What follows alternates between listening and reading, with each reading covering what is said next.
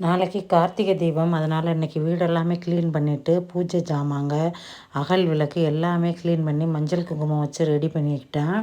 இன்றைக்கி கார்த்திகை தீபத்துக்கு முதல் நாள் ஆக்சுவலாக நம்ம பரணி தீபம் ஏற்றுவோம்.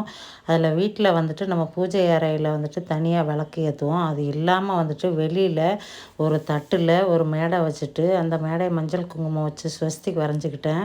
அதில் ஒரு பிளேட்டு வச்சு அது மேலே 5 அகல் விளக்கு வச்சு அந்த அகல் விளக்கில் நம்ம நெய்யோ நல்லெண்ணெய்யோ விட்டு தீபம் ஏற்ற போகிறோம். நான் இன்றைக்கி அதை அந்த தட்டு வச்சுட்டு அது மேலே மலர்லாம் சூடி 5 அகல் வச்சு அதில் நெய் போட்டு பஞ்சுத்திரி போட்டு ரெடி பண்ணி வச்சுக்கிட்டேன்.